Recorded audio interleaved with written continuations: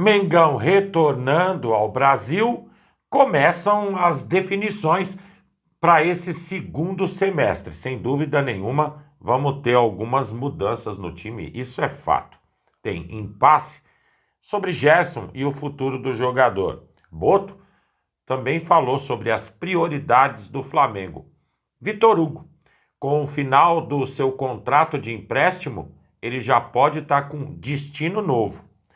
A ausência de Pulgar abre precedente para um jogador que de repente resolveu aparecer no último jogo ser titular no time. E por fim, Juventus de Turim interessado em 2 jogadores do Flamengo. Fala galera rubro-negra, estamos chegando com mais um vídeo aqui no canal Camisa 10 da Nação. O seu, o meu, o nosso canal de notícias e informações do Flamengo. Esse Flamengo que a gente tanto ama. Mas antes de começarmos com as notícias, gostaríamos de pedir a você que acompanha o nosso canal e ainda não é inscrito, para se inscrever aqui embaixo no botão inscreva-se, ativar o sininho da notificação, porque assim, sempre que postarmos um vídeo novo, você será notificado. E claro, deixar também o seu like e o seu comentário, porque isso ajuda demais o nosso trabalho e é muito importante para nós. E como sempre falamos, galera, é rapidinho, papum. E deu. Assim é. Bom, bora começar então com as notícias. Só uma coisinha antes, amigos, de verdade. Um pouquinho de vontade, de esforço, aquele conjunto intenso dentro de campo, depois dos resultados de ontem. Vocês não acham que era possível o Flamengo ter conseguido coisa melhor? Fica aí o meu desabafo. Amigos, Eric Pulgar, todos sabem, sofreu uma contusão no pé. A tendência é que o jogador fique aí pelo menos 2 meses fora do gramado. Com essas, no jogo último, pelo Mundial, o Flamengo teve nos minutos finais da partida o retorno de La Cruz. Até quando a gente também não sabe. Mas ele é apontado como o substituto natural, pelo menos para esse período de afastamento do Pulgar, na vaga ali no sistema de volância do Flamengo. Só lembrando, para o setor, nós ainda temos Alan e Everton Araújo. Minha opinião, eu acho que o jogador a ser utilizado nesse setor em específico seria o Everton Araújo. Eu também acho. Não é? Eu também acho. Bom, galera, e seguindo com as notícias, a saída de Gerson do Flamengo está cada vez mais próxima de acontecer. Mas o destino dele ainda é uma incógnita. Até pouco tempo, o Zenit era o favorito para levar o jogador. Mas nos últimos dias, o Al Nassr entrou forte na briga e balançou o volante com uma proposta financeira tentadora. Bom, segundo o GE, galera, a negociação, no entanto, esbarra em um impasse nos bastidores. De um lado, o pai do jogador, o Marcão, que recebeu a oferta dos russos através do intermediário Júnior Mendonça. Do outro lado, o empresário oficial de Gerson, Carlos Leite, que é quem conduz as conversas com os sauditas. O Al Nassr já avisou que só trata da negociação com o Carlos Leite. E caso o Gerson decida mudar de lado e ignore aí o pré-acordo que tem com o Zenit, pode até pagar uma multa. Ah, meu Deus. Bom, a situação é tensa, galera. O staff de Gerson está claramente dividido. Enquanto isso, o jogador se encanta, né, com a chance de trabalhar novamente com Jorge Jesus e, claro, venhamos e convenhamos, com o salário gordo oferecido pelos árabes, né? Isso também é um ponto muito relevante na história. Bom, vale lembrar que com a redução da multa rescisória após a renovação com o Flamengo, por 25 milhões de euros, não tem conversa. Se paga, leva, galera. E a decisão está nas mãos de Gerson. E aí, será que ele vai seguir os passos de outros brasileiros rumo à Arábia ou vai bater o martelo de uma vez por todas com o Zenit? Vamos acompanhar aí as cenas dos próximos capítulos, né? Independente da decisão, uma coisa vem circulando, que o Gerson já até começou a se despedir do elenco do Flamengo. Ou seja, por um para outro ele vai. Ele só não definiu aonde. É isso? Galera, dia 10, semana que vem, abre-se a janela europeia de negociações. Aí são basicamente 3 meses de clubes querendo contratar jogadores. Para nós também, claro. Mas, independente disso, a gente sabe que alguns fazem parte do interesse dos clubes europeus que jogam no Flamengo. Ortiz já havia sido tentado na janela de início do ano pela Juventus de Turim.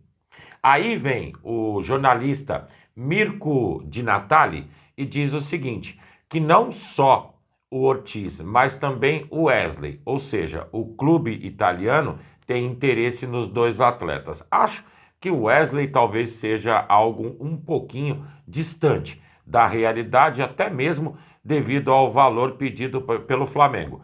A situação de Ortiz, segundo a matéria do jornalista, é a seguinte. Multa rescisória, 80 milhões de euros. Valor que a Juventus pretende oferecer, 15 milhões de euros. Por lá, já se sabe que é chegar por um, sair pelo outro, porque o Flamengo não vai ter interesse em negociar o atleta por esse montante que, teoricamente, será oferecido pela Juventus. Independente de qualquer coisa, eles vão vir para cima tentando a contratação, principalmente do Léo Ortiz. Pode vir tentar, conseguir já é outra história. Internamente no Flamengo, a ideia é libera somente com a multa. E deu. Eu acho que é mais ou menos esse o caminho mesmo, né? Tá certo. Bom, galera, seguindo com as notícias, depois da eliminação no Mundial de Clubes, o Flamengo já começa a olhar para frente. Pelo amor, né? Também não é para menos. Bom, e o planejamento para a sequência da temporada já está em curso, galera. Em entrevista ao GE, o diretor de futebol José Botto falou abertamente sobre as prioridades do clube para essa próxima janela de transferências e deixou claro que não haverá grande reformulação, mas sim ajustes pontuais. Ele disse o seguinte: o elenco que temos é muito bom, o que trouxemos até aqui entregou o que esperávamos, por isso não precisamos fazer nenhuma revolução. Porém, galera, o Botto revelou 2 posições que estão no radar da diretoria. A primeira, segundo ele, é a busca por um jogador diferente, um perfil que não existe hoje no elenco do Flamengo. Ele disse: precisamos de um ponta que consiga abrir as defesas, um driblador, alguém que desequilibre e atraia a marcação. Em Portugal, chamamos esse tipo de jogador de abre-latas. Então tá, né? Já a segunda prioridade, todo mundo tá cansado de saber qual setor é, né? É reforçar a posição de Arrascaeta, para que o uruguaio não precise jogar tantas partidas na temporada. A ideia é trazer alguém que possa revezar com Arrascaeta sem perder a qualidade. Além disso, o Botto também comentou sobre a situação de Juninho, galera. O que aconteceu? Cadê o Juninho? Bom, e ele disse: não foi uma contratação falhada, ele veio para cumprir uma função específica, já que só tínhamos um jogador para aquela posição. Era uma necessidade do elenco.